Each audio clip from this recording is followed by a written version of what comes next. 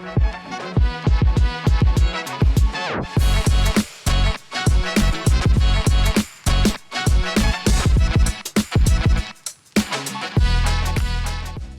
JD. We were just talking about how you're in the 19th inning, uh, metaphorically of your day. So thank you. Thank you for Yeah. joining me. I'm in a similar boat.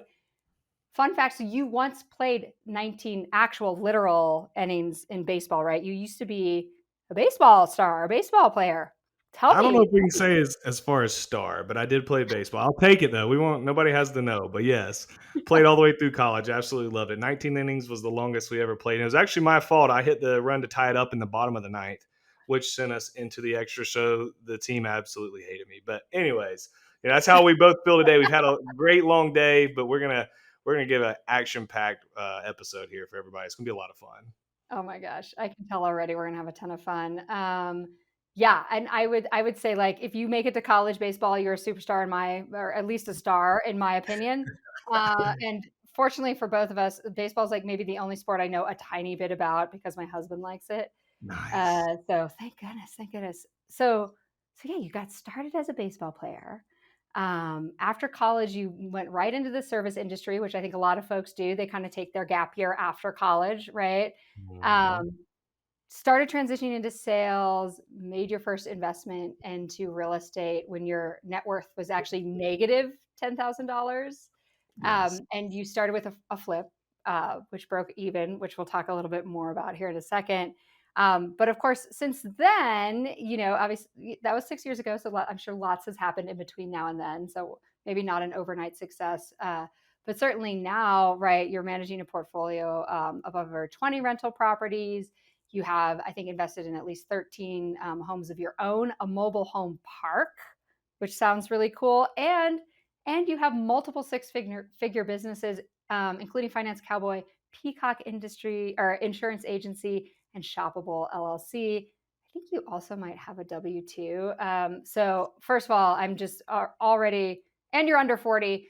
I mean, well done, sir. Well done. Well done. You're either Oh. you might be a glutton for punishment, but I love it. Oh yeah, I know. It sounds all of it sounds great, but being in the trenches to get there were definitely some definitely some tough times, that's for sure. But it has been enjoy the journey along the way, and have a blast every single day being involved in all of those. Oh my gosh, I love it. Well, and I love it sounds like you're probably an amazing multitasker. But I would love just to, what I do love about your story really is that it was off to kind of a rocky start, right? Like it wasn't necessarily I did this once and it was an instant success and I just was hooked and I'll do it again and again. So after that first flip broke even, who knows how much money you had in the bank? What kept you going, my friend? What kept you wanting to be involved in this crazy real estate short-term rental business?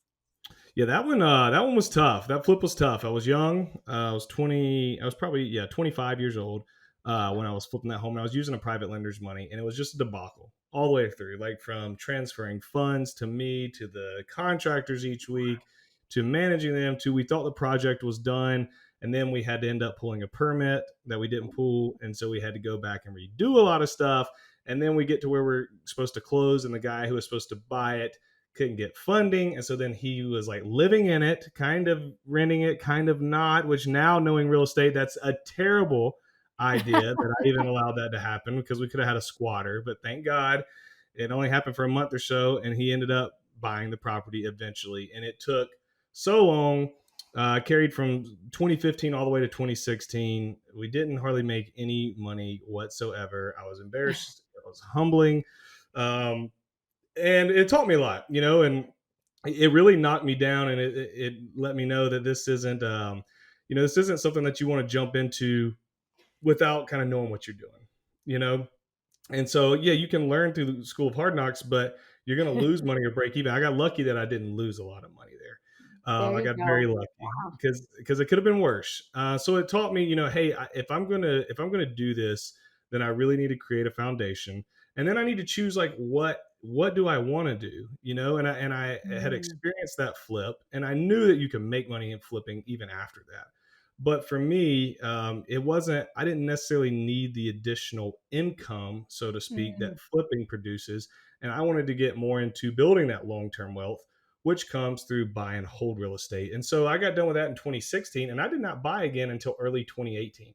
I just dove in. And we had some personal stuff going on. We had a child and we moved, so that had part to do with it too.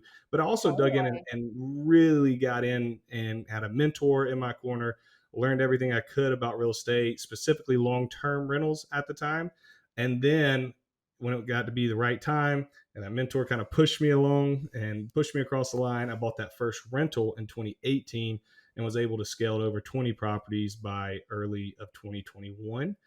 And we have been buying ever since, and I absolutely love everything about real estate. I have a great knowledge base now. I've learned a lot, and now I'm able to help others. I love that. Well, so I will say anecdotally, one of the things, so I'm 40, which everyone on the podcast knows because I advertise it. One of the things that's been helping me sleep at night, JD, is that like I'm like, well, all these 20 somethings didn't have kids and a mortgage and a family. So you've just broken my mythology that I was telling myself. So Oh goodness.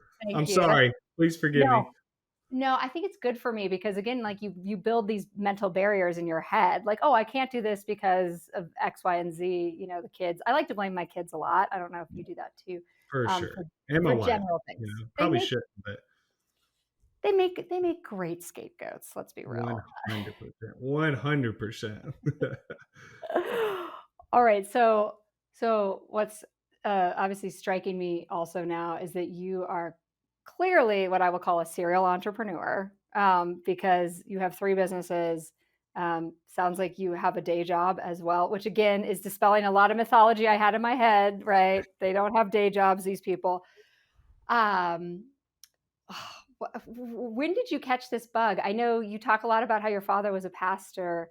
I'm not sure if he was a serial entrepreneur too, but sort of what was the inspiration? Were you always thinking this way? Were you there at the lemonade stand, like, making sure you got your profit margin, or how did this work? I don't really know, to be honest. I always was very driven. I'm still driven to this day, and but all of it went towards baseball when I was younger, all the way until I graduated college. So there was no, I didn't care about earning money or working a job, but I worked as harder at those younger ages, 15, 16, all the way through 22, at my skill of sports as somebody who's working. So I've always Mm. had that work ethic within me. As far as like the pioneer entrepreneur mindset, you mentioned my dad. He's a pastor, and I always kind of wonder, like, where do I get that from? And I look back at his life, and he was like that, especially when he was younger. He's mellowed out when he's older and done a better job at managing and building organizations. But he started as a youth pastor, and then he built this massive youth rally that they used to have in Myrtle Beach every year with thousands of youth groups coming. He started it from scratch by himself, and it grew. And then he's planted his own church. Got over 1,000 something people now. So I look back and I'm like, he is a pioneer, just in a totally different scenario or arena than I am. And so I just knew when I finally started working, I think it started with a couple things. I realized work was very easy compared to sports. So sports, the amount of work and the time and all that I put into sports was a Yeah. lot harder, and I put a lot more time than what it took to be in the top 1% at working. And I was getting paid to work. I was like, bro, this is gravy. Like what? Like we're gonna kill this game. And so like I started working at Centos, and it's a 4-day work week, which it is, but what they don't tell you is it's like 14 days. It's miserable. But I had a day off. And so since I got out of college, I've always had a side gig. Right when I graduated, I was working a concession stand before I got on at Centos. Got on at Centos on my off day, I was delivering fruit. Then I got on at pharmaceutical sales, and had a side gig, pressure washing. Started a pressure washing business. Then I got into medical device sales, which I still do today as a W-2 job, and Oh my started gosh. investing in real estate. I have the Peacock insurance, which is still an infant. We're putting some time and effort into that. The Shoppable, which is an Amazon store, and then obviously finance Cowboy, which started as almost out of spite, out of a joke. I don't want to call it a joke. It's a funny story behind it, and now it is a very viable business where we mentor and coach, tons of people, and how to do the same thing in real estate I did. So yeah, that's kind of my story. It's, it's a lot of hard work along the way, but I've really, really, really enjoyed it as well. I love that. Well, and I love that sort of theme of, right, like it's not just about like potentially wanting to get financial gain. It's also just sort of having this like work ethic sort of ingrained in you, right? Which is just that like you probably are the type that enjoys hard work, that enjoys, doing the work. And then also like just like the idea of organizing people and concepts together and sort of building something. So Yep, love that you got 100%. that from your dad.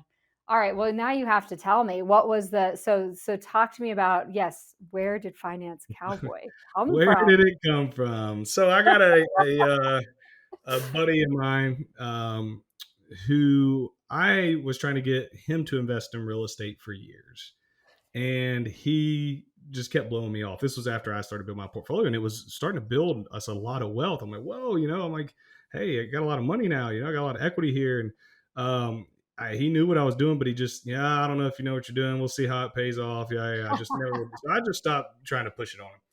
Well, then last June of 2021, he started sending me Instagram posts from this kid who's 26 years old, but he had a Mm. following, a decent following, and he was encouraging people to invest in index funds.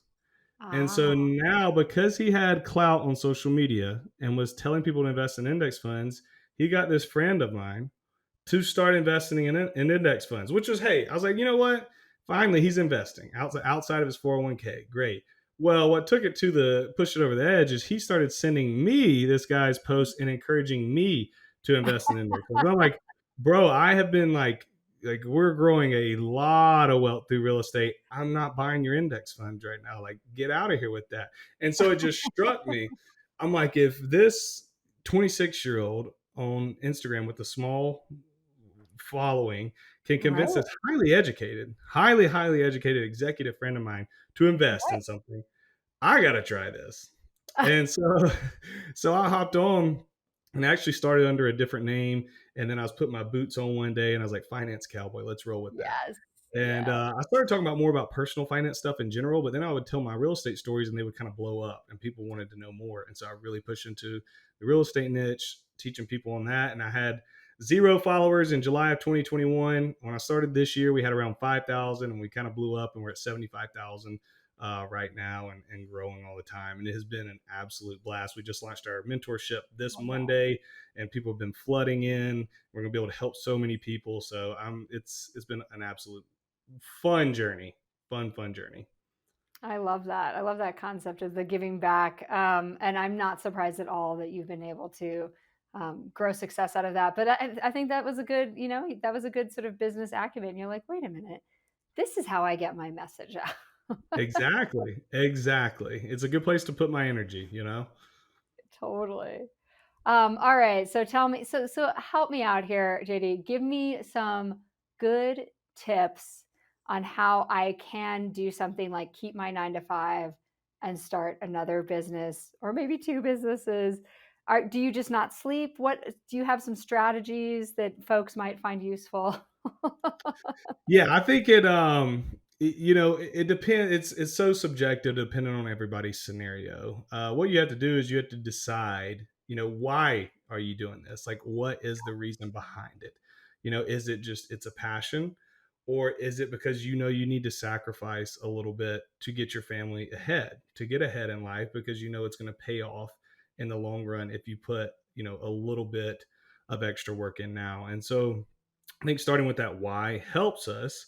And then from there, you just kind of start. I always say, you want to set up these systems and processes, but from my experience, and there's people who are probably way better at it than I am, it's hard to do that on the front end because you're not really sure how everything's going to flow. And so you just have to dive in. Where can you find that spare time? Where can you find that free time, but also still live your life? And there may be, Yeah.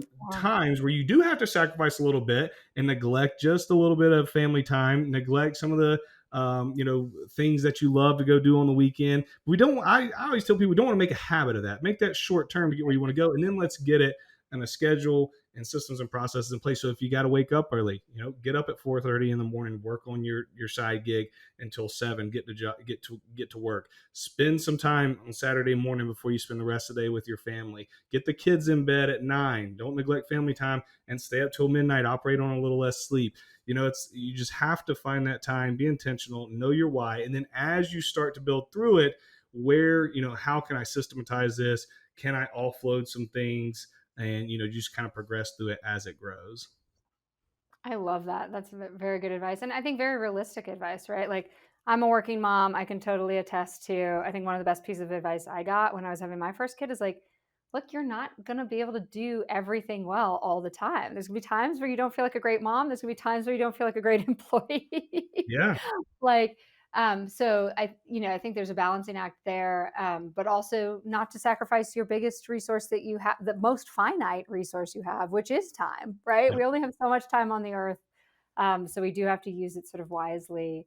And I exactly. love that sort of like starting there versus a lot of people do sort of exude like, oh, you just get the right process in place or you have a system for these things. And it's like that maybe comes over time as you understand what you need to do yourself versus offload to other people like property managers or virtual assistants and all that. So that's great 100%. advice. 100%. Thank you. All right, so you have been in this business for a hot minute, for 6 years. And, a lot of what people are talking about right now is probably arguably at the most volatile it's ever been at the short-term rental industry since you started back in 2016. So I'd love to know sort of how are you perceiving your future in short-term rentals? Are there some ways that you're adjusting to what might, be a bit more of a bear market?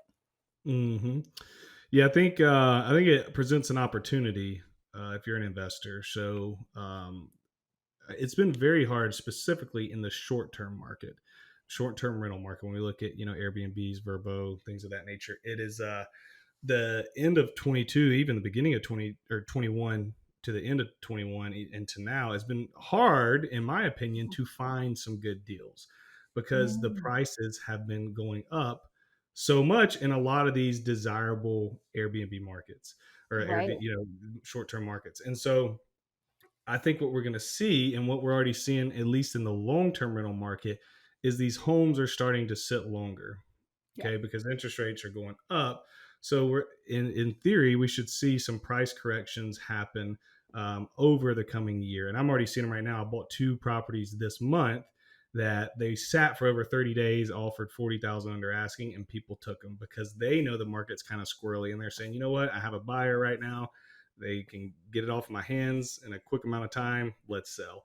And so I think we will see that. And people say, well, what about the rising interest rates?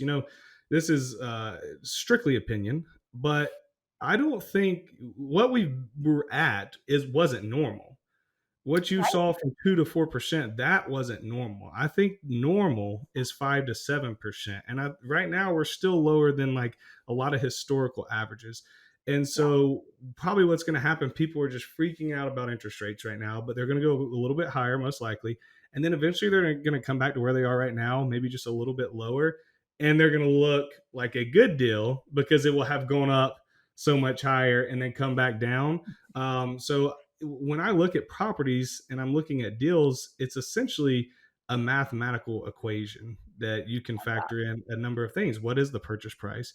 What is the interest rate? What are the rents? And so if interest is going up, then we probably are going to we can't control that. Okay. We can't control Right. interest rate, but Right. we can to some degree control what we are going to buy the property at. And so now it looks at, okay, what can we, how low can we get this? And then take our data of what are our occupancy rates, what are our rental rates going to be, which is where a company like Airbnb comes into play because they have all of that data. And so then we can put together these data driven, logical, emotionless decisions and say, okay, interest rates are a little higher, but we've got it at this price. We got it under contract here, and we know based on data the occupancy rates and the rents per night are going to be here, so we can feel comfortable moving forward. And then guess what? If rates ever just drop drastically again, then we can go ahead and refinance into a lower rate. But I always caution in that line, and I don't want to get long winded here. You don't No, want to buy properties at higher interest rate banking. Oh, well, they're going to come down soon. So I'll just drop it. So if I make a bad purchase now because they're really high, I'll be able to lower that interest rate here in a few months. You don't know that. Okay. I don't care, who's saying what. The people in charge were saying this was transitory inflation, at one point. It's not. So I don't care if the top's saying it, your buddy's saying it, you hear me saying it. You don't really know. So do not bank on speculation. Just make sure you're making good data driven decisions. I love that. I love that. Yeah, I have a whole bunch of them, but one of my new favorite ones is facts over feelings, right? So there is a lot of hype out there. Somebody's always going to tell you you should invest in this, you should invest in that, or this is going to happen in the market, that's going to happen in the market. So, I think like definitely like looking at the sort of worst case scenario and the best case scenario and sort of where you're going to fall in the middle is great advice. Um, and then, yeah, so certainly we will caveat, as my lawyer wants me to, that this is not financial advice. This is just Not like at all. personal experiences and perspectives, but you have had a lot of success with your strategy.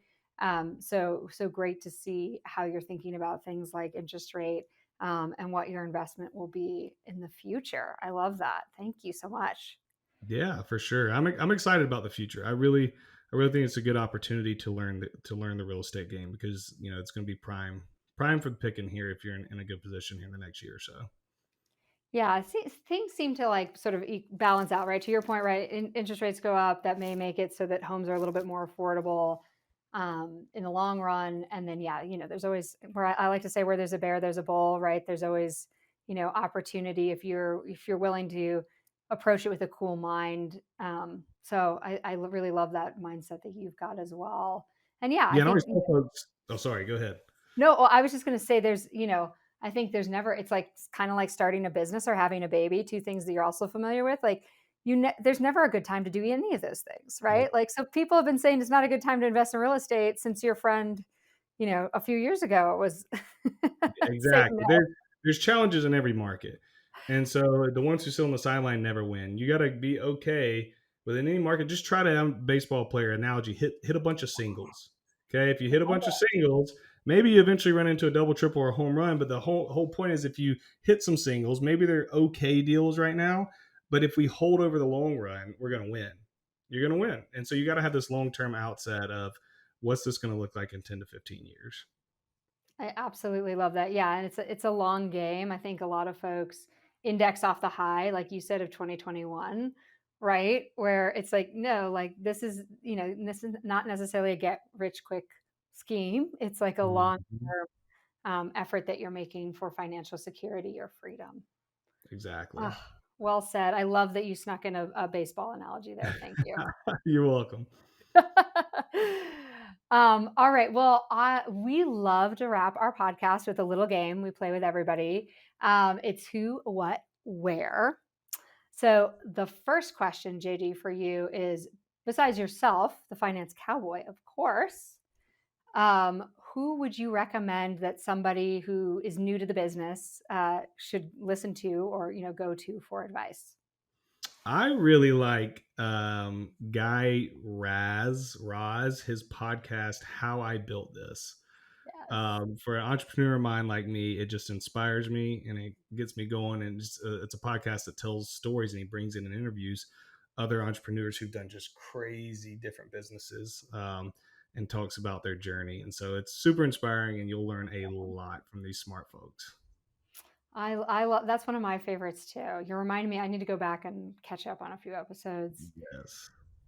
All right. What do you wish you knew before you started in the short-term rental business? I wish I would have knew when it came to short terms how much more hands on they can be than long term rentals. I started buying my real estate journey through flipping and buying long term rentals, and then I moved into the short term space. And it's like anything, you learn how to build out the systems and processes. But if I would have known all those on the front end, it would have made the transition a lot easier. Definitely. I like that one a lot. Okay. We're hopping in our time machine. If you could have started in any market, where would you have bought your first property? I probably would have bought my first property. If we're talking back in 2016, Yeah. 2017, Oh, we can go I back as far probably as you want. oh man, well we'll go to 08, 09 then and just buy, we'll buy everywhere. That's when I wanna go back to. Yes, thank you I for mean, bringing let's that just time period up. hop back there and just take advantage of all the great deals on the market. I wish that I could have got in a little bit earlier and bought in some of these cities that blew up. I buy in more rural areas outside of cities, but I wish I could have started a little earlier in towns kind of like Nashville, and then closer to me, Greenville, South Carolina, and Mount Pleasant, South Carolina, near Charleston.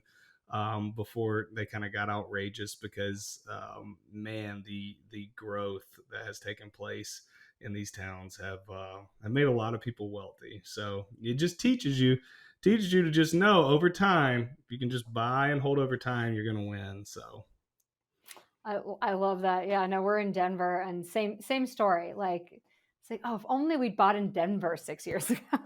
yep, Actually, I guess exactly. we did buy kind of around then, but still, our bought 6 houses instead of 1. Yeah, instead of just one. Oh, JD, I've so enjoyed getting to know a little bit more about you and all of your businesses, especially Finance Cowboy.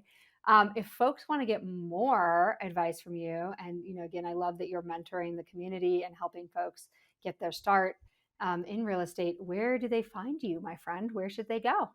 Best place to find me is on Instagram. So it's at Finance Cowboy. That's where I spend a lot of my time and put out a lot of free content every day. I have a lot of free resources, and then I obviously have the mentorship for folks who are saying, "Hey, it's time for me to get going." So would love to have you hang out, and I'm here to help. So if I can ever help with anything, do not hesitate to reach out. Love it. Awesome. Well, thank you so much. I'm sure some of our listeners will take you up on that offer. I certainly will start following you. And I'll call that a wrap. Thank you so much for being on the STR Data Lab. Thank you for having me. You guys be good. You too.